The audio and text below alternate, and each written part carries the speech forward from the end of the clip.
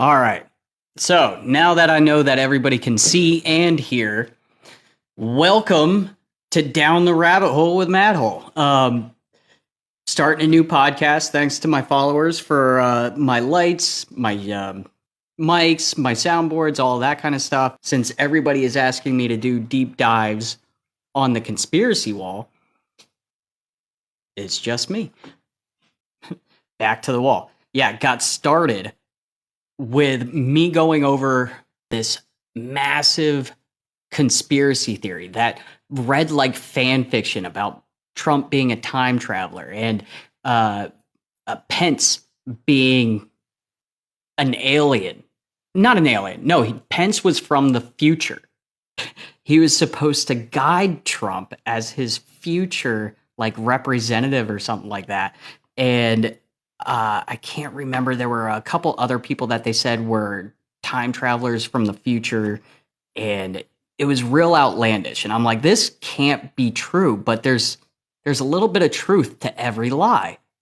So who or how could Ingersoll Lockwood have as much information about Donald Trump and Barron Trump as he did to write those books? How is that possible? There's got to be a way to either travel to the past, look into the past, or give a message to the past, maybe even look into the future. But it was so specific that just looking into the future 120 years wouldn't give you all of that information. It would be like the John Titor stuff where he wasn't mentioning names. He was basically just giving events. So what I did was easily just Googled Donald Trump time travel, and there's people that already have theories on it. And I did not know that Tesla, who everybody knows worked on time travel and worked on teleportation and all sorts of crazy science stuff. When he died, John Trump, Donald Trump's uncle, was a professor at MIT and was put in charge of categorizing and cataloging all of Tesla's unfinished work. So when he did that, the FBI gave him, I believe it was 38 boxes of information, and he only gave 35 back. So he might have found something that he liked and kept it. And I don't know if it was how to time travel or how to send a message or how to view the past or view the future. But somehow they did it.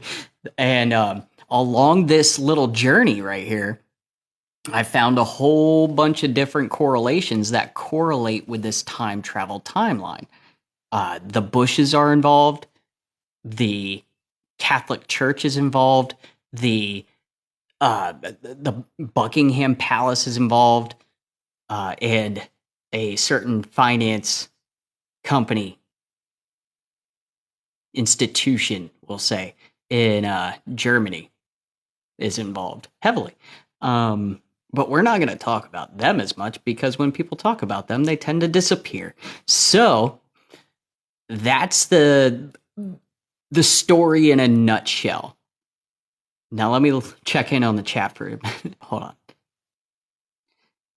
Well, people have already written books about this. So basically what I'm doing is just compiling all of the information that everybody has already figured out.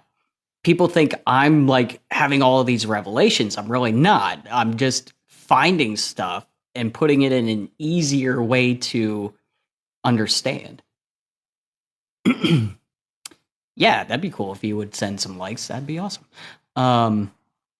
So these books were written by Ingersoll Lockwood, and not a whole lot is known about Ingersoll Lockwood, but he looks a lot like JFK Jr., and he looks a lot like McAfee, and he also looks like Dr. Clements. Is it Robert Clements? But they all look, they all have very similar features, and they all look similar. And facial hair and things like that, too. But My current working theory is that it is JFK Jr. because last night, okay, I'm getting way too far ahead of myself. So, the books sent me to Back to the Future. And everybody knows about predictive programming and that they hide all of the answers in movies and books and media and that stuff. So, Back to the Future being my favorite movie, and it's one movie. It's not three. It's one real long movie. It's a perfect trilogy. There are essentially three timelines. There's the original timeline, there's the Hellview timeline in Back to the Future 2, and then there's the Back to the Future 3 timeline that we don't know if it was good or not because it just ends when they get to 1985. And there are an astonishing amount of similarities and correlations between Back to the Future and the JFK assassination, the 9/11 attacks, the certain things that happened in the 80s and in the 50s, and all sorts of stuff. Of course, there would be because it's a movie about time travel, but the things that that correlate are weird. Like the Hill Valley Square, the town square, is the same setup as Dealey Plaza. And when the lightning strike hits the DeLorean, it's at the almost exact spot that JFK would have been shot in Dealey Plaza. And also, Jackson's drinking again. Thanks, buddy. I can hear it in my ears. So all of that stuff is weird. And the weirdest part about it, have you had enough yet, bud? Fucking dick. Now I lost my train of thought. So, where I was going with that. We've got Back to the Future, and everybody knows all that timeline. I just went over it. But we also have Back to the Future 3, where the Doc is sent into the past and trapped there by a bolt of lightning.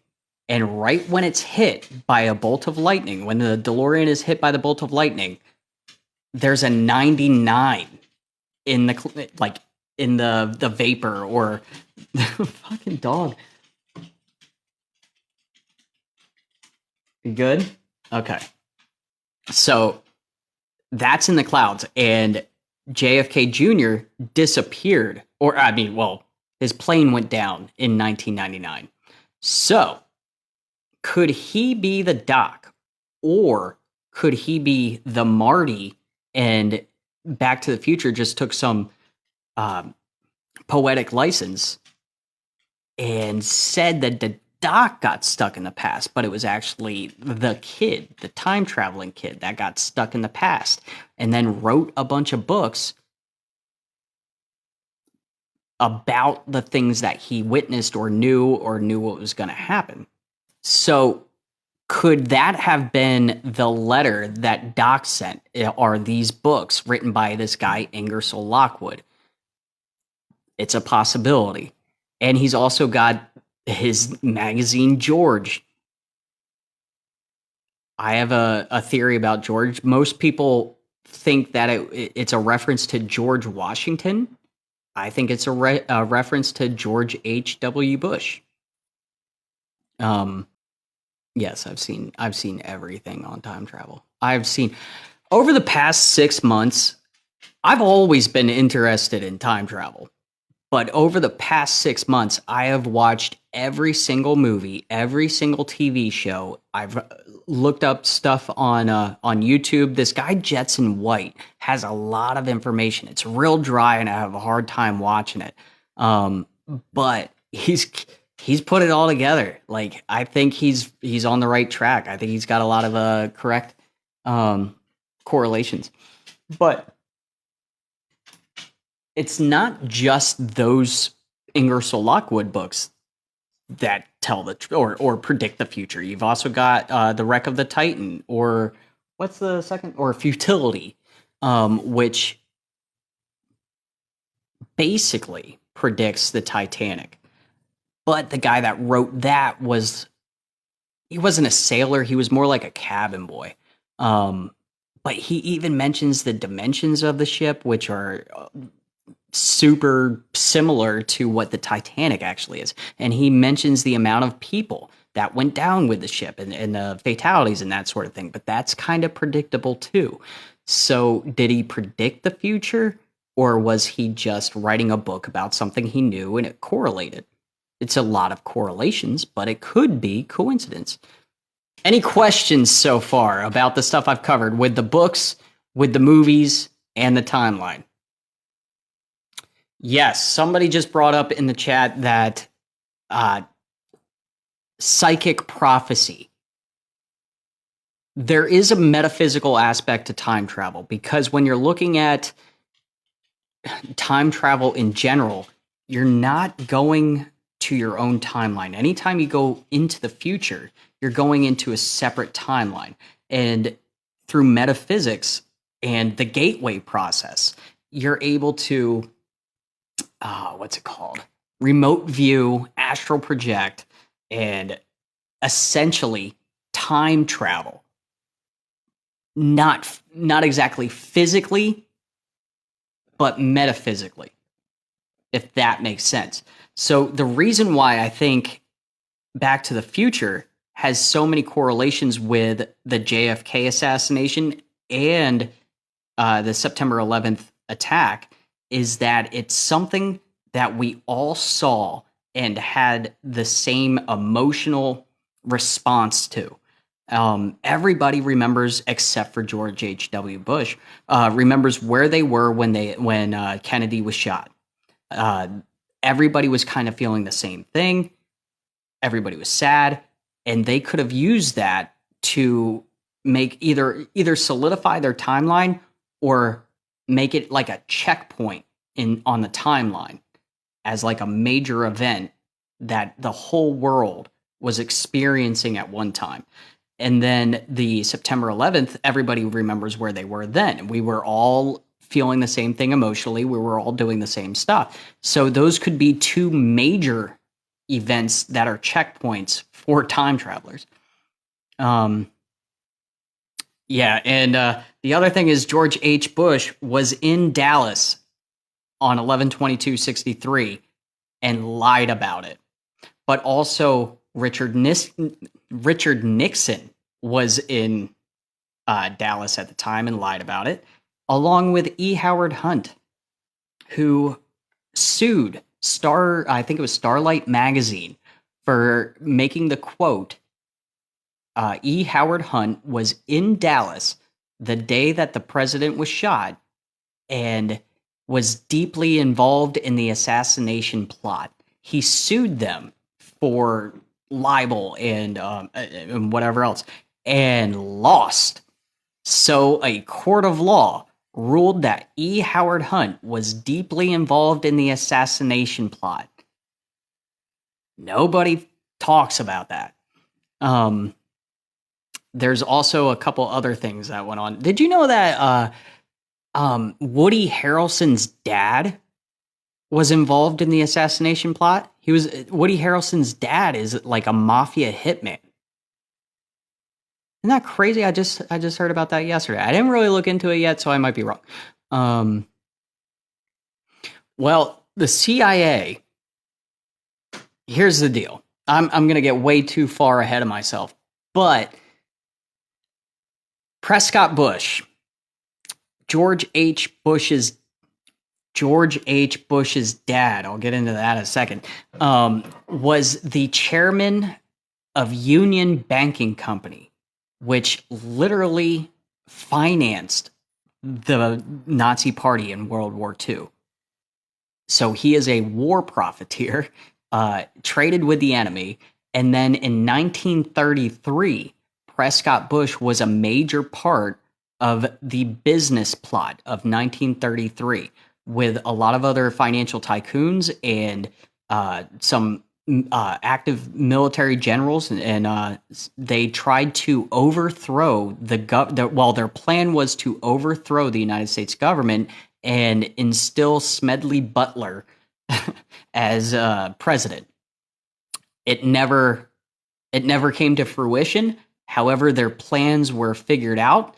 They had a couple hearings about it and determined that this plot was true, that these people were planning to do this, and then they said, don't do that. And that was the end of it. Like, they just said, don't do a coup. Don't overthrow the government. And these guys were just like, okay, what are we going to do now, Thunder? Like, what's going on? That was the penalty, that they weren't allowed to do that. So then we've got Prescott Bush. Already, we know he's a war profiteer. We know he is trying to overthrow the government. He also is a member of the Skull and Bones fraternity from Yale University, which is their core belief is in a plutocracy, which is the world is ruled by the wealthy, or a world ruled by the elites. However you want to put it. Dude, you gotta figure something out. Like, stop walking around on the hardwood floor. You're messing up the sound. Where am I on my timeline? Oh, I'm at about 1950 in the timeline right now. Which brings me to George H.W. Bush, who may very well be not the son of Prescott Bush, but the son of a German accountant with the last name Schneff. What is it? Scherf. This guy, George Scherf, was an accountant for Tesla, and he had a son, George Jr. And in one of Tesla's journals, he mentions an assistant he had named George that he nicknamed Curious George because he was always getting into stuff and causing hijinks and stuff like that. And that is believed to be George H.W. Bush. The timeline doesn't match up perfectly, but it matches up enough to make a reasonable theory. Also, there was a book that came out in 2021 called The Bush Connection. In that book, there are claims that George H.W. Bush is in fact George Scherf and joined the Nazi Party and was a high-ranking Nazi official during World War II. And because of his close ties to Prescott Bush and the at that time it was like national security something or other, and American politics, he was the mastermind behind the Operation Paperclip, or Operation Paperclip, where they took high-ranking Nazi officials and scientists and disappeared them and washed their backgrounds and made them American citizens, and they were working for the American government. And there's a show with Al Pacino where they hunt these people down. I can't remember. I think it was Hunter. I think that's what it's called. I can't remember now. But Operation Paperclip, we have no idea how many people were involved. We have no idea who they're working for or where they're at now. I'm sure somebody does. But yeah, it's Poppy Bush. So after World War II, George H.W. or George Scherf would have come back to the United States, and officially he was in the oil business. And then he also became I believe a senator for Texas. But then in 1976, he becomes the head of the CIA, which I doubt that the CIA would instill a head of the CIA as somebody that has never been in the CIA and or had any formal intelligence experience, and they just made him the director of CIA. So that's odd. I don't believe it. But the funny thing is about him being an oil tycoon is that Zapata Oil, which he owns, their main oil rig or base or whatever is on a small island in the Caribbean that's 30 miles north of Cuba.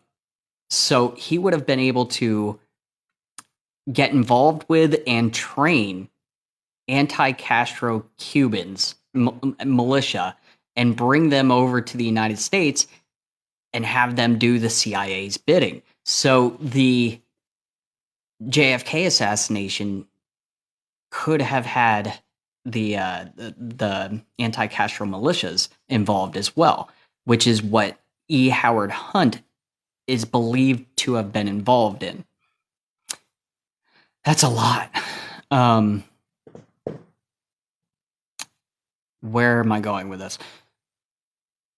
So that brings us up to 1976. I'm glossing over a lot. Now, we've got George H. Bush as the director of the CIA, a former Nazi, and the supposed son of somebody that was guilty of trying to overthrow the government. He is now the director of the CIA, and then he runs. He's in the Republican caucus, and he's trying to become president. And he loses to Ronald Reagan and becomes vice president. And in 1981, a friend of the Bush family, whose brother had dinner with Neil Bush in Denver the night before, John Hinckley, tried to assassinate Ronald Reagan while George H. Bush was vice president.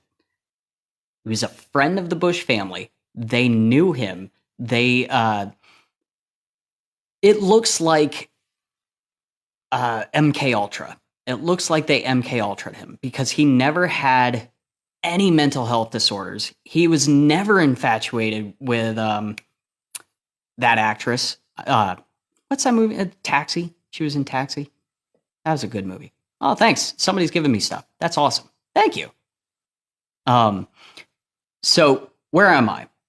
A guy who was never in the CIA becomes the director of the CIA and then becomes vice president, and a friend of his tries to assassinate the president while he is nowhere around.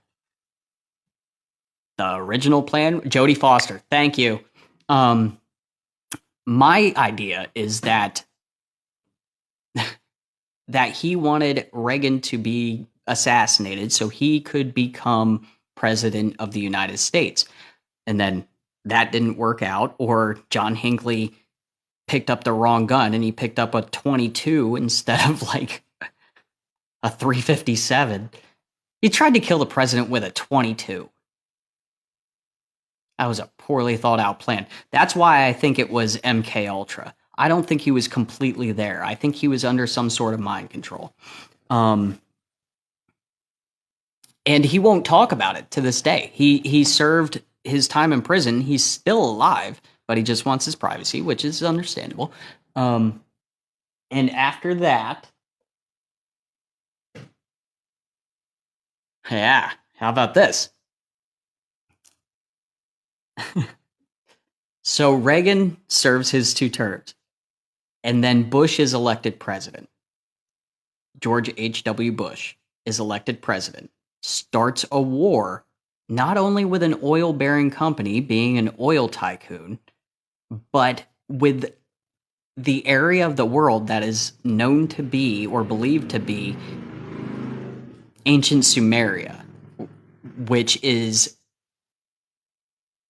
a common conspiracy theory about ancient aliens bringing a Stargate to the world to travel interdimensionally or interplanetarily. Um, and if you're curious about that, go ahead and watch the movie Stargate. I think Stargate with Kurt Russell is a documentary because if you go all the way back to World War II, the Nazis did a North African campaign, and Indiana Jones makes reference to it, where they were, Indiana Jones and not the Last Crusade, whatever, Ark of the Covenant, where they were going after the Ark of the Covenant. But my theory is that the Nazis were actually trying to find either a missing piece or instructions or the Stargate as a whole, because they had ancient knowledge of it or what have you. And we got, or the United States at least, became privy to this through national security and intelligence and all that sort of thing, which means that George H. Bush would have known about it, which means that he would have wanted it, because what better way to control the population and control the world if you can control time? So we take out Iraq, basically, the Desert Storm. And then in 1993, after he is no longer president and Clinton becomes president, who was mentored by George H. Bush and had a father-like son relationship with him since he was in college at Yale. He is not, Bill Clinton isn't, as far as I can tell, Skull and Bones. I don't think he is actually in the Skull and Bones. I think he is a protege of some sort. Because he literally did nothing good as president, in my opinion. He was just a face man. Basically like the gentleman that we have in office now, that is just a face. He is a puppet. Yes, the movie is called Stargate with Kurt Russell. Where was I? 1993. Clinton's president. The World Trade Center gets bombed by a truck bomb.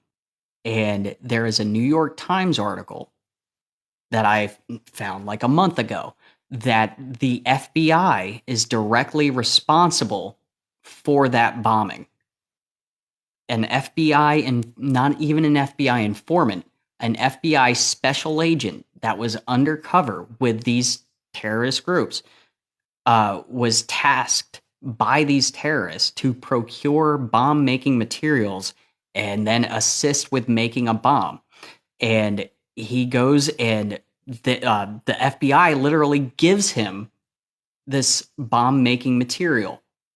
He goes to this place and he asks his handler or his superior, we're going to give them like a fake bomb, right? Like it's not going to work, right? Like you just want me to make basically like what he says in Back to the Future. It's like, I gave him a shiny bomb casing with pinball machine parts. No, they gave them a real bomb. And then they pulled their asset out, their special agent, they pulled out and said, okay, your assignment's done. And he's like, well, hold on. I just gave these terrorists a bomb and a plan. And they're like, yeah. And sure enough, they blew up part of the World Trade Center in 1993. And the FBI was directly responsible for that. The FBI literally attacked the United States, and nobody cares.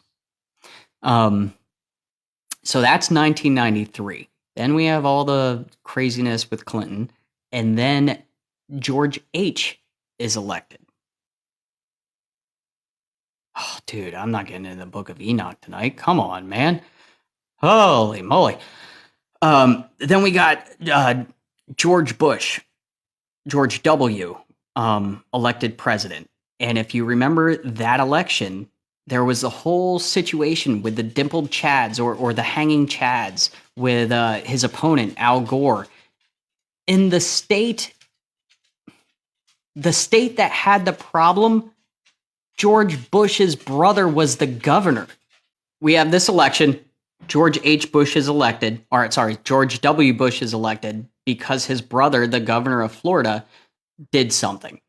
I don't know that for fact. It's something that I believe. There's a difference between believing something and knowing something. You can know a fact, you can believe an idea. If that's the little thing I'll leave you with. But where am I on my timeline? Right after George W. is elected, we have another attack on the World Trade Center.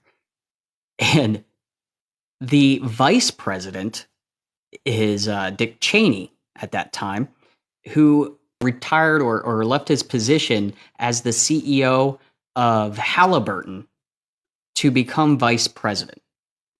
Halliburton subsequently got all of the contracts to rebuild the Middle East and Iraq and Afghanistan, and a lot of the construction and transportation and all sorts of different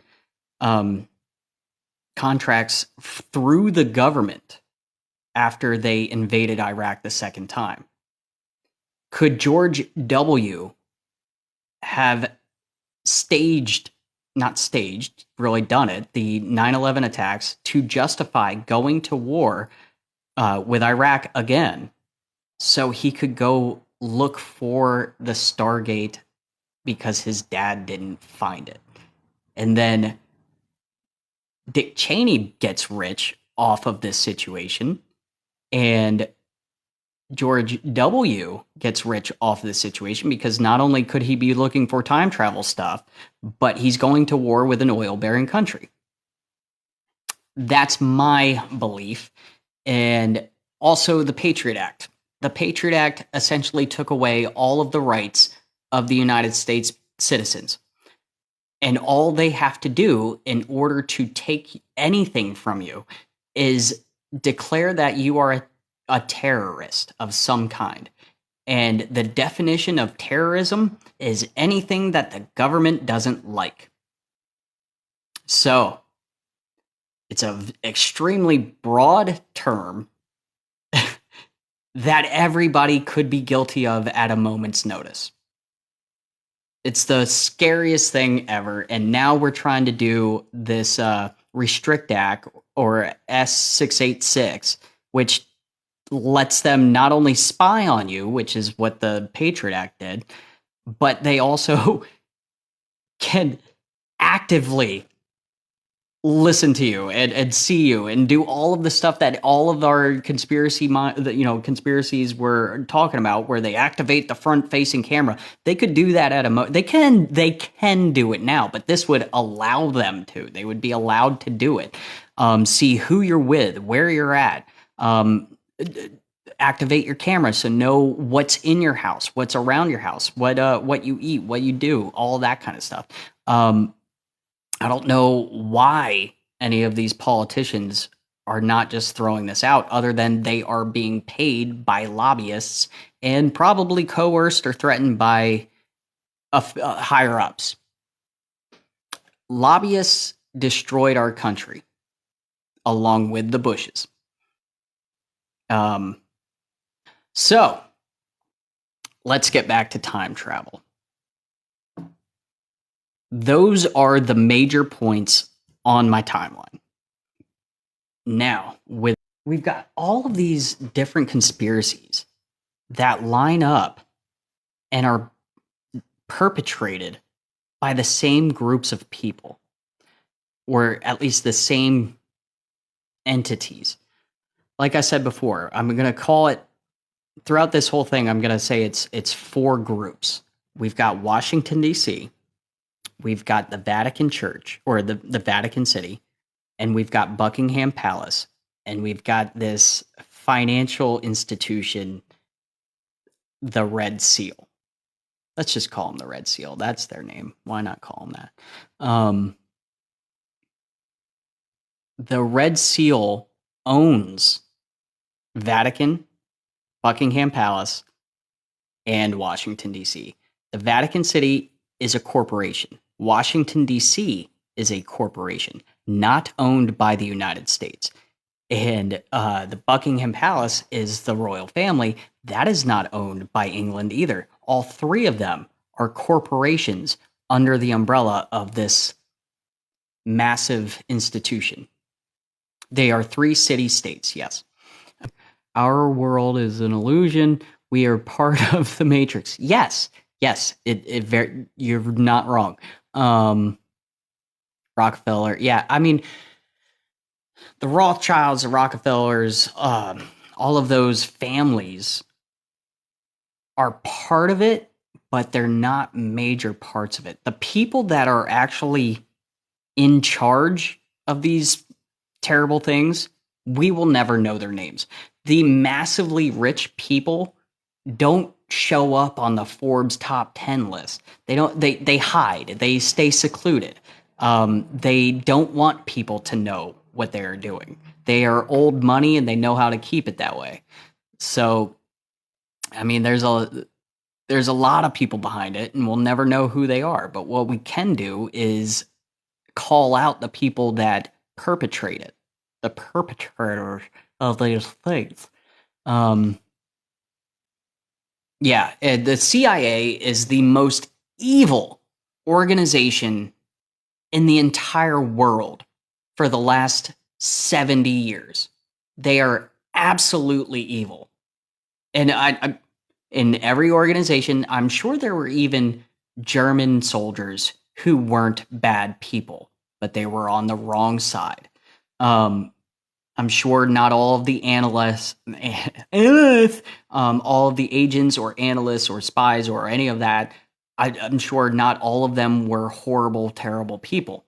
But there's an end or a means to an end. And they destabilized countries. They instigated wars, civil wars. They manipulate everyone on a daily basis for the last 70 years. They flooded inner cities with drugs and guns. That's documented. The guy that Tom Cruise played a pilot in a movie where he was trafficking drugs in a small plane to Miami. His contacts were the CIA. He was getting paid by the CIA, not the cartels. Like, they were financing this. They were making it happen. And nothing bad ever happens to them. The part of the Pentagon that was attacked on September 11th.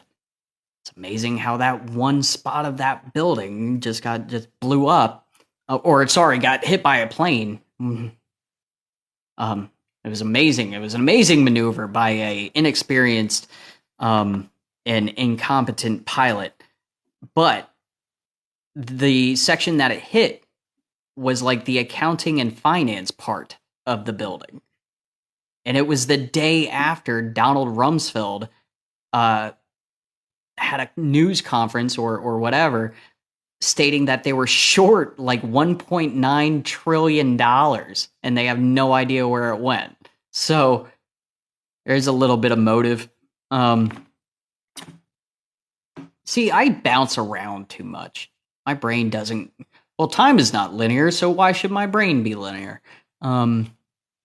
They stole the gold. Yeah, there's no gold in Fort Knox. Fort Knox is just a building. There is literally... Is it 2.2? It's either like 2.2 or 2.9 or some ungodly number that was just missing. And then 9/11 occurred, and they never went and looked for it. Like, they're just like, oh, no. Oops. And then another interesting thing is, oh, man, I don't know this to be 100% fact, but I think it was a Rothschild died in 2020, right around the time that they were doing, whatever it was, like a stimulus or a budget package or something. And and his net worth was the exact amount that was missing from the United States government before 9/11. It was just odd. It was just odd. I think it was David Rockefeller. Was it Rockefeller or Rothschild? I don't know. It's just a random thought I had. I don't know if it's true or not. The pilot that Charlie Sheen played was killed by the cartel, but was found with George Bush's phone number. Is that... Wait, Charlie Sheen played a pilot. Tom Cruise. Yeah, it was Tom Cruise. No, that guy didn't die. That guy lives in Pennsylvania. The interesting story about the guy that Tom Cruise played, that is there's a book, and now I can't remember the name of the book. And it could be a separate but very, very similar situation. A moderately wealthy man in like Scranton area of Pennsylvania. His hobby and his business was fabricating planes and making planes and compartments on planes, and he was a pilot and all sorts of things. And somebody came to him and asked him if he could modify a pontoon plane in order to carry luggage in the pontoons. Which he did. And then that guy, after he picked up his plane, came back and asked him to do the same thing to 5 more planes. And this guy wasn't an idiot, so he asks him what's going on, and he tells him that he is smuggling drugs. I guess is the story. I can't remember exactly. I read this a while ago, like probably 10 years ago. And what happened was he didn't need the money. He had a functioning business. He wasn't in financial trouble, but he was bored to death. So then he gets his jollies out of flying his personal plane down to like Cuba and in the Caribbean and Colombia and all that kind of stuff, and flying drugs back and just getting a little bit of a rush from it. And he made a ton of money, a shit ton of money. And then he gets involved with the CIA, and then the whole thing goes down where the investigation and all that kind of stuff. And as part of his plea deal for turning state's evidence for snitching on everybody was that whatever money that you can find, the government, whatever money of mine that you can find, you keep. But whatever money you don't find after I get out of prison or whatever it is, it's mine. I get to keep. And they're like, all right, deal. This information is worth more to us than whatever money you have hidden away. And they found, let's call it, I can't remember the figure, but they found like $40 million like hidden on different properties that he owned. And he told them that you found probably 5% of it. He's like, what he did, according to one of the investigators, and why they were having trouble finding all of his money, was he would take PVC piping and just shove money down in there and wrap it in plastic and put a GPS, either a GPS transmitter, or he would mark the coordinates somewhere. And he had property all over the rolling hills of northern Pennsylvania. He had property along the East Coast. I'm sure he had other properties other places, but he would dig these just straight down post holes with a post hole digger and put the PVC piping, like a 10-foot PVC pipe, down in these holes, mark the location, and then after he was freed, or after the whole thing, he just would go and collect it. That was pretty ingenious. He is a pretty ingenious guy. If I ever have that situation, I want to have the wherewithal to make that kind of deal. Whatever you find is all, fine and dandy, but whatever you don't find, I get to keep. It's a Volcom hat. It's just a Volcom hat. I bought it at Ross. It was $7. Pretty good deal. I don't like the word labyrinth though. I either want this podcast to be called Down the Rabbit Hole with Matt Hole, because Hole's my last name. And well, I wanted Conspiracy Cabin, but there's already a Conspiracy Cabin podcast, and they've got, I think, 15 episodes. I have not listened to any of them because I'm upset at them. But her picture's even stupid for her podcast. I don't even like those people. Maybe I should message them somehow and be like, hey, you gotta cease and desist because I'm way cooler. You gotta get you gotta give your podcast a different name. I tape them to the wall when there's a few that are losing their sticky, and I have had to retape them. But what I'm trying to think of now is how to redo the wall, because my last idea was to put every single conspiracy on a little post-it note, Matt's rabbit hole. That's not bad.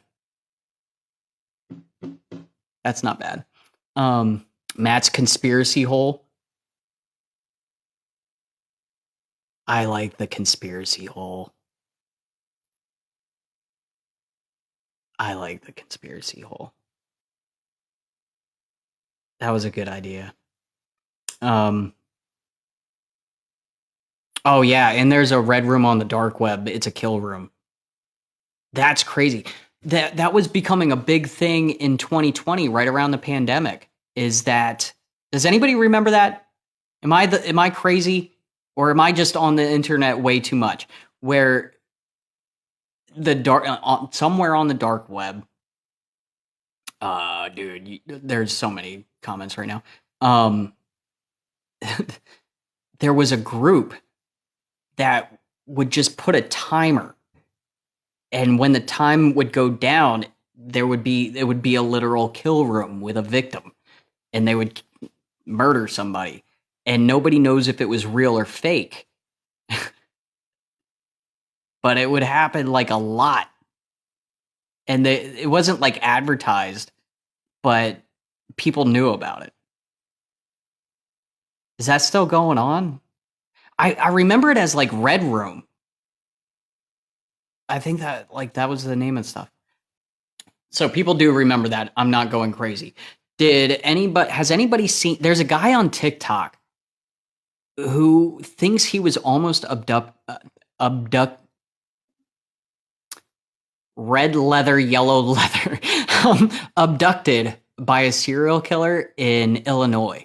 And there was a service member, I think it was Air Force, that was out partying, and then he's on camera at a gas station, and then he left there and was never heard or seen again.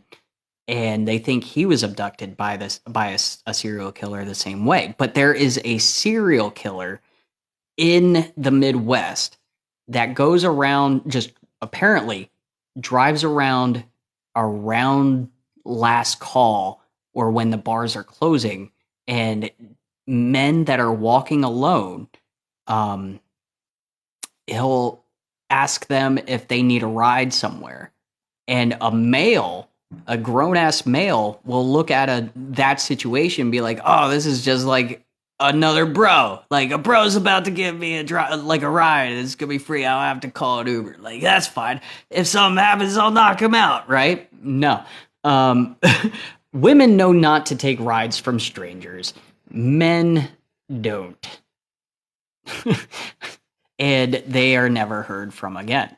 But this guy on TikTok, what had that happen to him, where he was walking home from a bar. He was not drunk, but he was just walking, like he lived close by, and somebody pulled up and asked him if he needed a ride somewhere.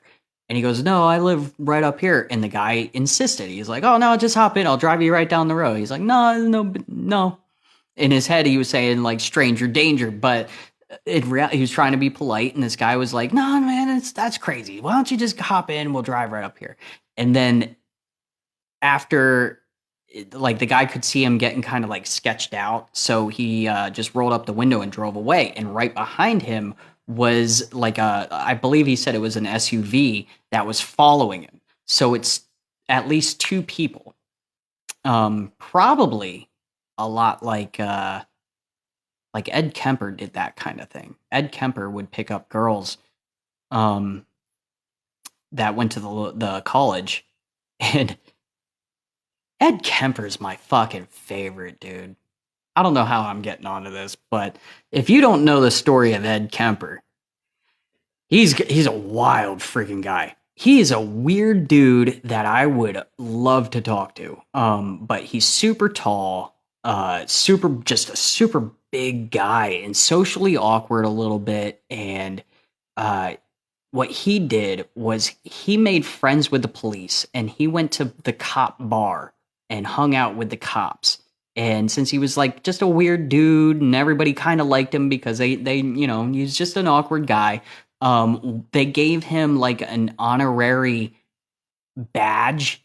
Like it was probably tin or plastic or whatever, but it was a badge, as like, just to be their friend. And what he did was he would drive around that college at night and would look for single ladies that he could offer a ride to. And he would show them the badge as like, I'm a security liaison, or I work for the college, because he did work for the college. And he would pick them up, and they wouldn't think anything of it. And then he would chop their heads off. But he's an interesting guy. And if you don't listen to Time Suck, you should. Time Suck is my favorite podcast. Montauk? You want me to talk about the Montauk Project? See, I don't know enough about the Montauk Project. I know basically what it is, but every time I start looking into the Montauk Project, I get sidetracked by Andrew Basiago. But Andrew Basiago, whose dad was in the CIA, claims to have been a child time-traveling special agent. Because apparently, with whatever form of time traveling they're using, it's easier for children to time travel. And I think probably in general, it would be easier for children to time travel just because they would be somewhat inconspicuous, I guess. People wouldn't think of them as like an agent of the future. But anyway, they would go back to like the Civil War era or the turn of the century or what have you. And there are pictures of kids that look similar to him and people that he says were involved with the project, but that's all just conjecture. It's an interesting story, though. Yeah, there's a picture of somebody that looks like him at Gettysburg. What about Obama? You mean Obama is also connected to the Bushes.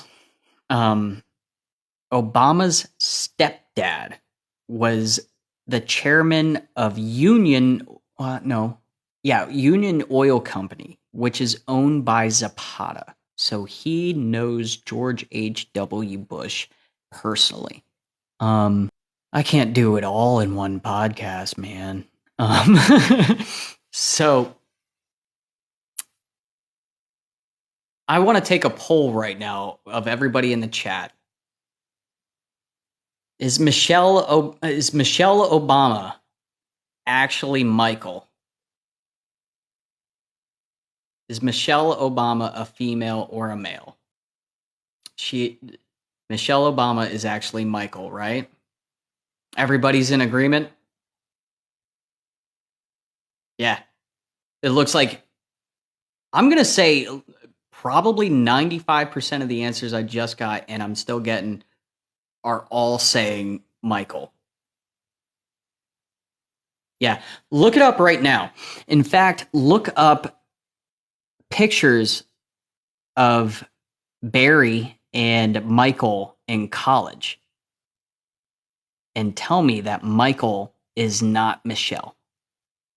Oh, yeah, they have 2 kids who are actually not their children. They rented them. They rented those 2 girls from a close family friend. They're not their biological children. This is stuff I believe. This is not stuff I know to be true. But there are theories that Michelle is actually Big Mike that got involved with Barry in college and then went through life with him. And then when he was got into politics in Illinois, they needed children to save face. So they literally rented these 2 girls from a close family friend to come to appearances with them and to talk about them and to use them as like the red-blooded American family and all that kind of stuff. And then when he got elected president, they essentially bought these children. And this is just theory. I don't know it to be true. I do not know Millennia or what's their names? Big Bob. Yeah. I like that comment. Yeah, that's true. Obama has slipped up on a couple of occasions where he called Michelle Mike. Said Michael. Sasha and Malia. Yeah. Okay. John Rivers? You mean Joan Rivers? Joan Rivers. I don't understand the Joan Rivers reference. I just like the name Joan. I like thinking about Joan Rivers. Yes, sorry. She was a man and died 3 days later. Okay. Didn't Michael play basketball for the Bulls? Jordan. Oh yeah, no, Joan Rivers did say that a whole bunch, didn't she? And then she died. She's dead, right? Joan Rivers died. Yeah, that's right. That's right. Joan Rivers is the one that popularized this conspiracy theory. When did she die? She died in 2020, right? Oh, shit. She died in 2014. Huh. I thought she lived longer than that. I think her husband was deaf. I think. Which, to be married to her, you gotta be. Yeah, it's when Obama was president. Died right after. Oh, did she die right after the interview? That's wild. Ah, that's awesome. I want to look that interview up now. I'm going to have to watch that whole thing. She may have lived longer on a different timeline. Good point. See, that's the problem with hunting a time traveler, is because you look for the things in history that may have changed. But that's extremely difficult to do because it's changed. And it's changed. It's been that way the whole time you've been alive. So you don't know anything different. The only thing that you can do is mark down the times throughout history that were major events and find out who was involved. Like the guy, I can't remember the assassin's name, but the guy that assassinated Archduke Ferdinand to start World War I was absolutely a time traveler. He went and attempted to assassinate him, then went around the block, had a cup of coffee at a cafe, and then the car pulls up right in front of him and he just caps him, just pops him. Like, how is that guy not a time traveler? My kidneys are fine. They are in the middle of my back, or yeah, right behind my lungs, apparently.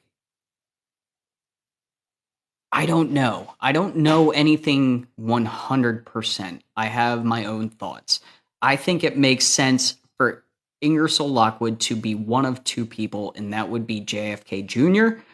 or McAfee, because McAfee owns IngersollLockwood.com, which if you click around the webpage, there are hidden links to different government websites like DARPA,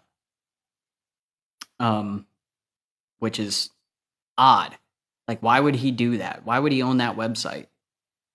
And why would he do all of those things? Yes, the Barron Trump books. You missed the beginning of part of the podcast, which this isn't really a podcast. This is me just going live for like an hour and a half. Well, it's difficult because if you believe in time travel and you also pay attention to 17Q, there are multiple Trumps from multiple timelines. So I don't know which one got arrested. I don't know how much I believe that, but it seems plausible that they went to the future, got a future Trump. They went to the past, got a past Trump, which would also make it possible for Trump, Donald specifically, to be General George S. Patton from a different timeline. Well, there is a Q drop from years ago that said we have to protect protect 6/14 45. Was he born in 45? What's Trump's birthday? Donald Trump birthday. June 14th, 1946. Sorry, I had it wrong. We have to protect 6/14/46, and then under that, it's like, and 6/14/46. So we have to protect both Donald Trumps, which is odd. But also, I don't know how much I trust the Q information, because that's not how military intelligence works. It's not like they would post classified information. Matt's conspiracies and such. I just like it when people say and such. But yeah, that's not how military intelligence works. Like, they're not going to leave information out for anybody to decipher. And if they do that, it's going to be disinformation. Operation Trust. Then I could use the Megadeth song Trust for my intro.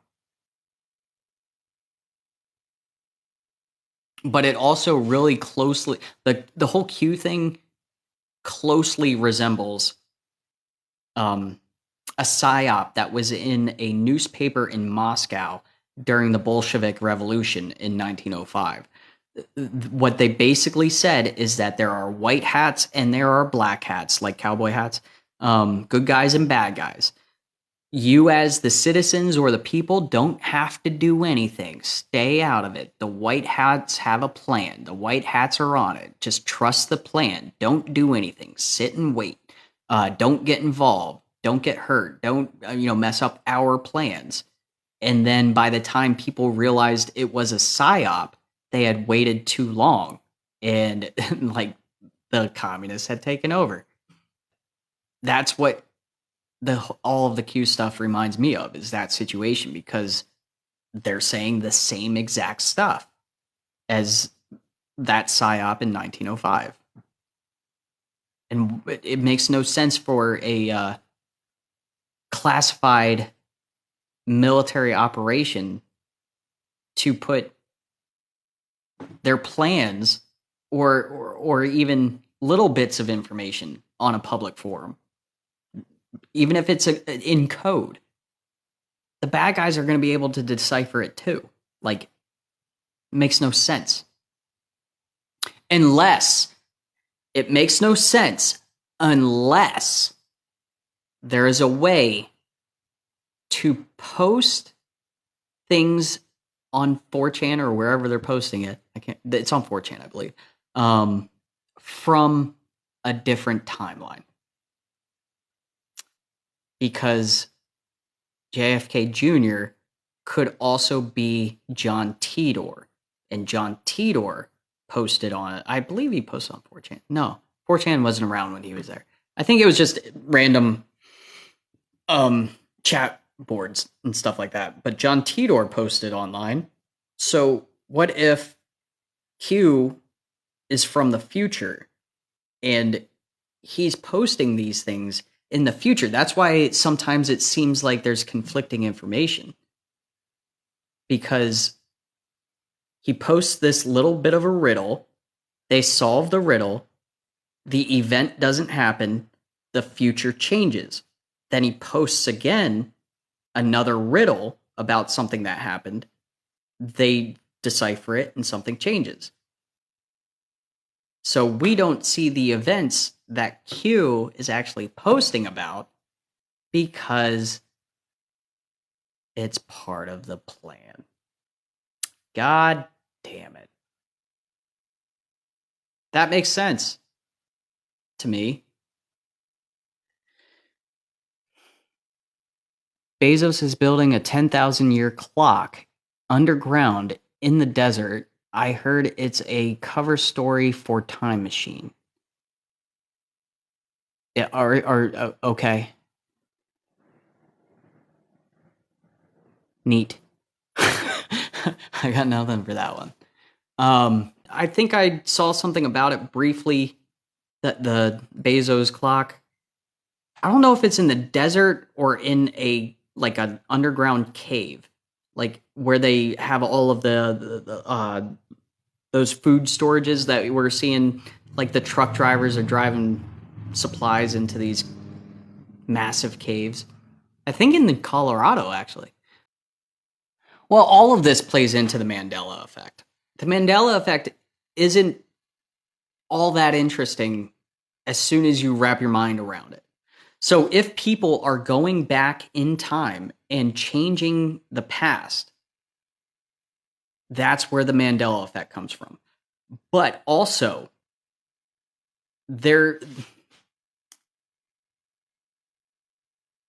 imagine the universe or your universe as a highway, and there's a bunch of different highways on either side of you, infinite highways, and you're headed down one highway, but up ahead there's an accident or something in the road that makes you not able to travel along this path anymore. You have to merge onto the next closest highway. So the highways, even though they're pointed the same direction and essentially doing the same thing, there's going to be different potholes, there's going to be different obstacles, there's going to be different people on these highways. So if your consciousness is headed one way and is abruptly stopped by some event, and your consciousness merges with the next timeline, you would take all of the memories and the trauma from your previous timeline onto the new timeline, and there would be slight changes along that timeline, like the Berenstain and Berenstein Bears, the all sorts of small 1% changes over the course of all human history is massive. So let's say we're all on the same highway. We're all traveling together. And in 2012, there was a solar flare or a plasma blast or something of that nature that passed between the Earth and the moon, closer than anything else has done in the past or measurable in the past, and was total surprise. And they didn't even report on it because they didn't even know it happened. But we figured it out, or somebody brought it up, or somebody studied it or something. But if in the original timeline that we're all traveling on, if the Earth got hit by that plasma blast or that solar flare, it would have destroyed the entire world. What if we all merged, or our consciousness merged at one time because of that specific event onto a new timeline? where obviously that didn't happen, or that event didn't happen. Could that be possible? I think so. But it also could be other events. There's all sorts of ways that it could happen. I think that says Gene Combs.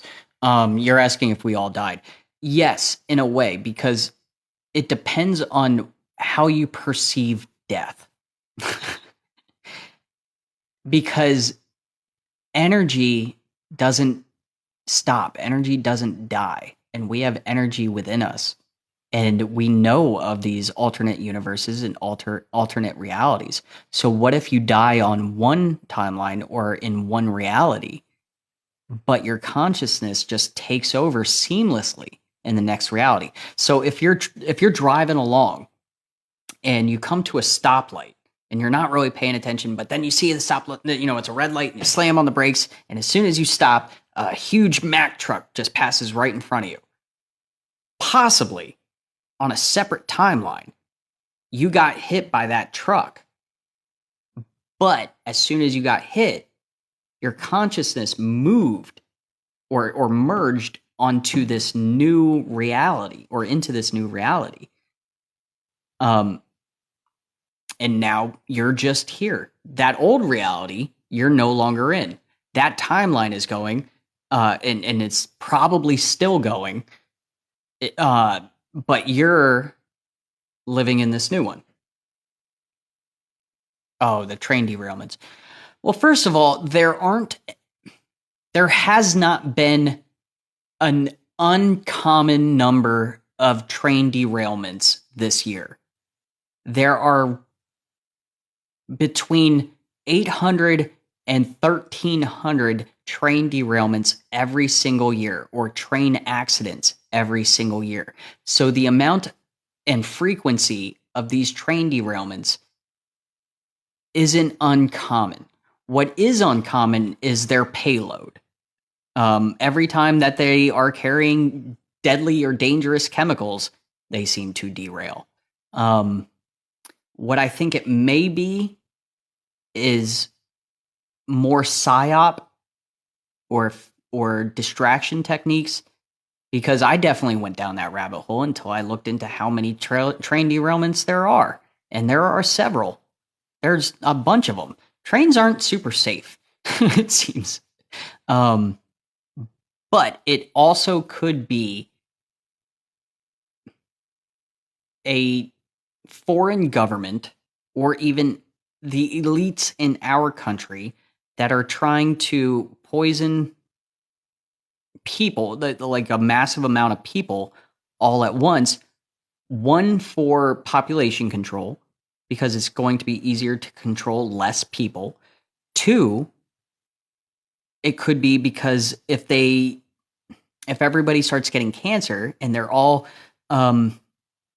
investing in pixies and cancer research and that sort of stuff, then they'll make a quick buck off of that. So it could be for profit, but it also could be to cover up the hibbity-jibbity, the hokey pokey, and the adverse effects on that. Because if no one's going to pay attention to people with, I want to say myocarditis. That's not right. I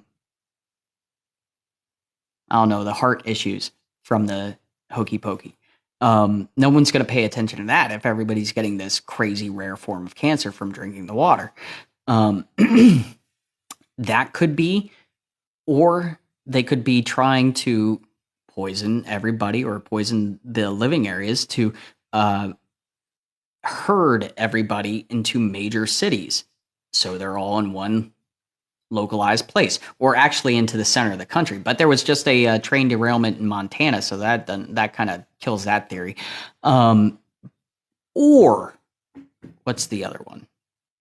Okay, so I got population control, herding people, or it could be a biochemical attack from a foreign nation. That's the easy one. Is that this war has turned hot, and the foreign governments that we are at war with are purposely derailing these trains and spilling chemicals and poisoning everybody, and poisoning the groundwater, and poisoning or contaminating rather the topsoil, and affecting all of our food production, because we knew they were already attacking the food processing plants.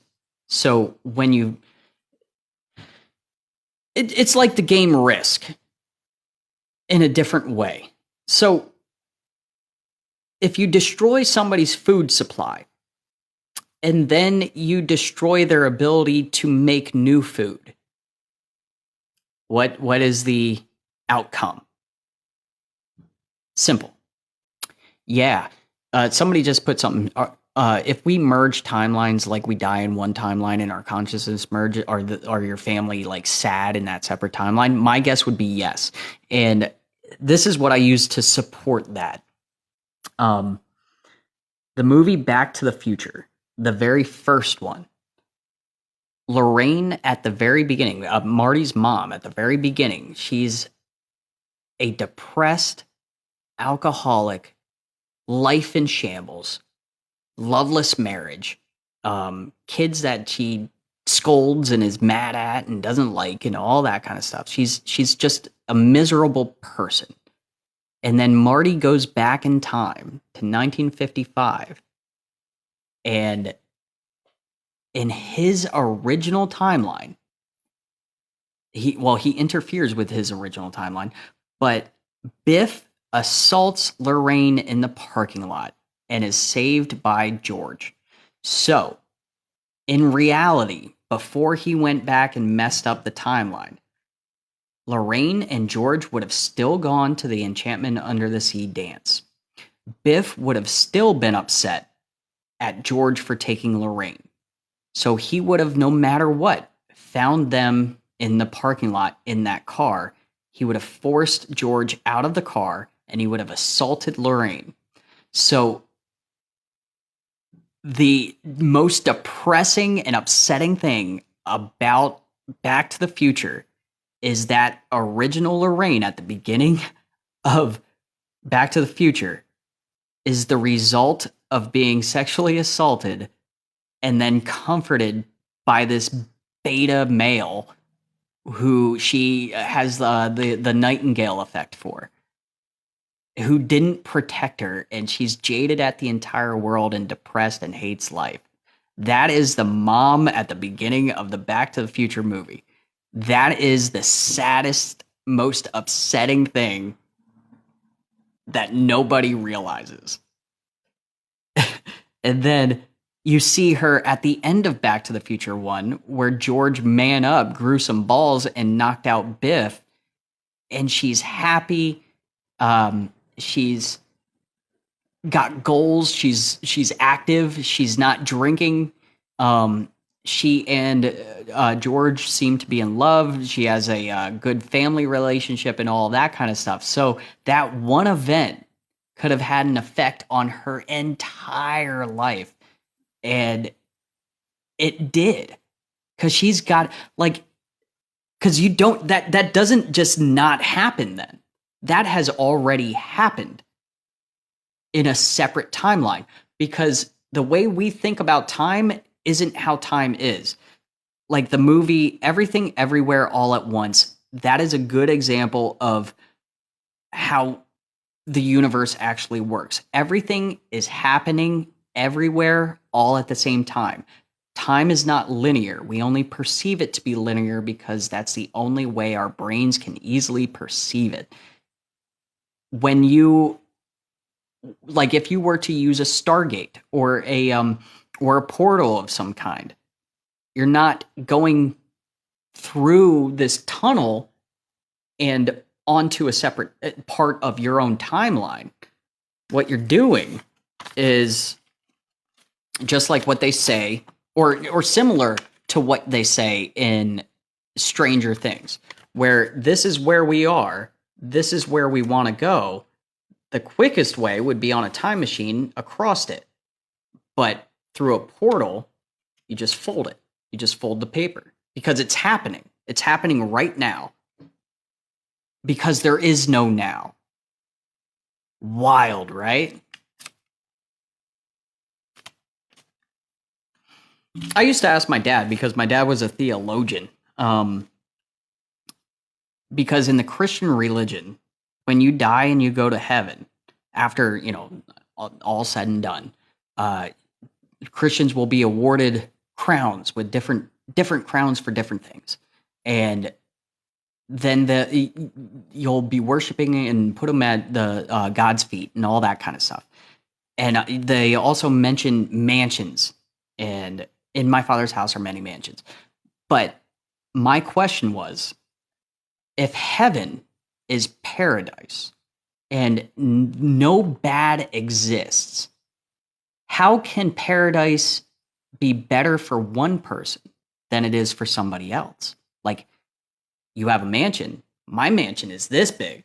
His mansion is only this big.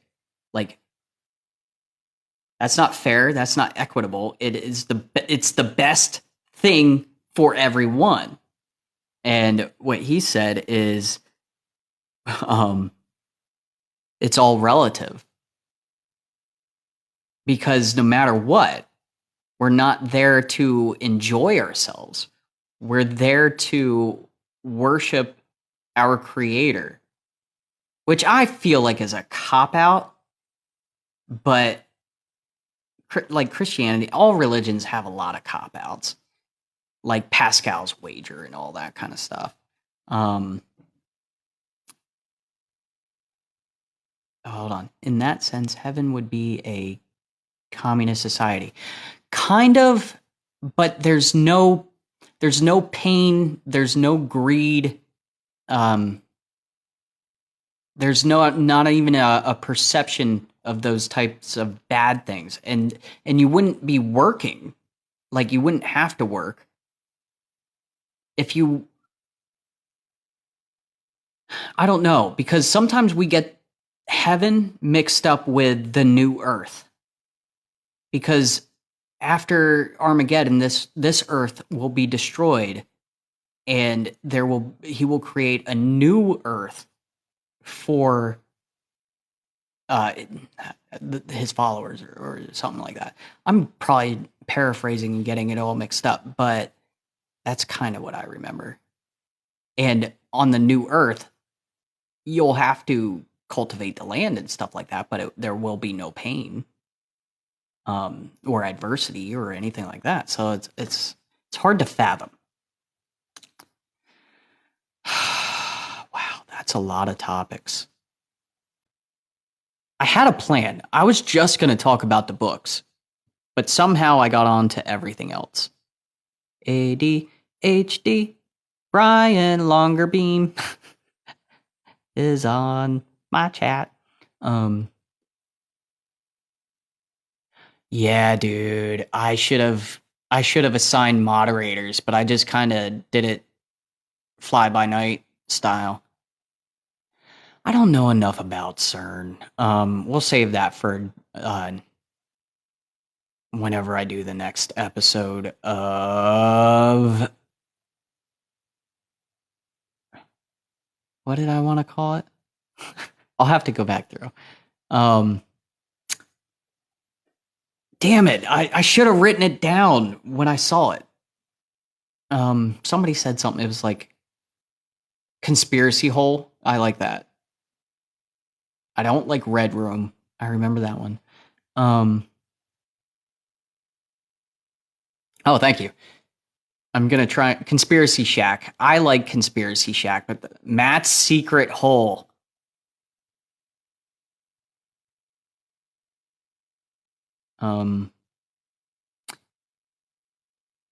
I like Conspiracy Shack. I like Matt's Secret Hole.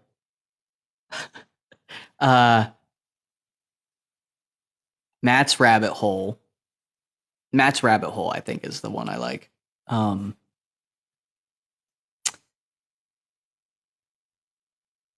Conspiracy Spiral? Maybe.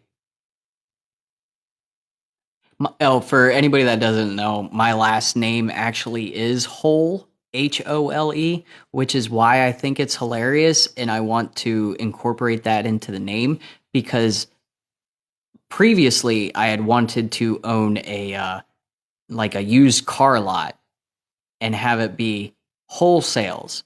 Buy a whole car, pay the whole price, enjoy the whole experience.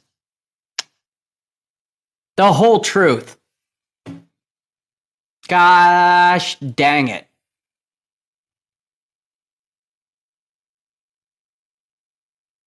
I like the whole truth. Because it's just my truth. It's my beliefs. Whole no longer be. I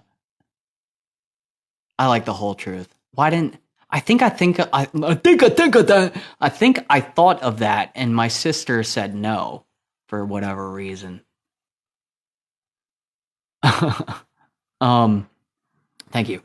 And I still will be I cannot talk. I will still be doing segments every once in a while of Whiskey Drunk and Paranoid. Whenever one of my friends physically wants to do a podcast in the conspiracy cabin, we'll be sharing a bottle of whiskey. And if I do a remote, like Zoom style podcast with somebody, they better have a glass of whiskey as well, or else I will not let them on the podcast. So if you are an AA, you may not be on the podcast. You might, if somebody's an alcoholic and doesn't want to go back to drinking, they're more than welcome to like drink a Shirley Temple or something while I'm getting blasted, but I'm definitely having a drink.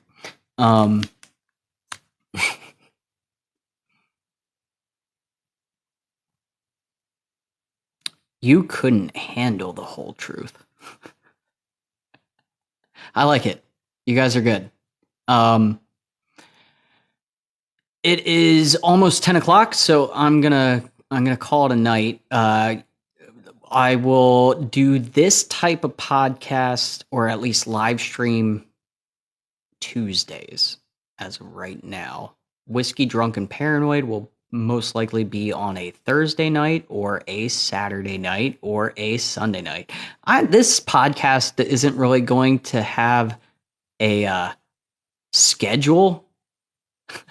I guess you just have to, if they don't ban TikTok, it'll always be here and then it'll show up on the other ones. But if they do ban TikTok, it will be on Rumble, and my Rumble is in my link tree along with my Instagram and my YouTube channel, which YouTube censored and took down both of my Whiskey Drunk and Paranoid episodes, which is not nice.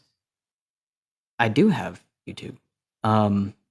Although the channel right now is called the Conspiracy Cabin Podcast, and I named it that because I didn't know there was already a Conspiracy Cabin podcast.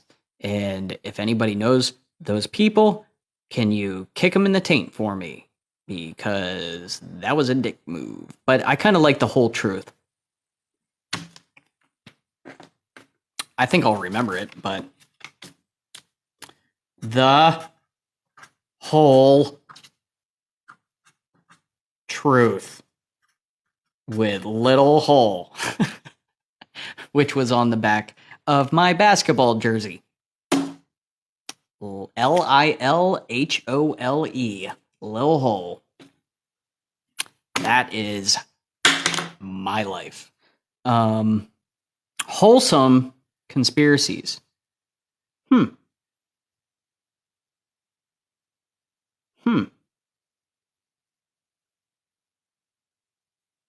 I don't know.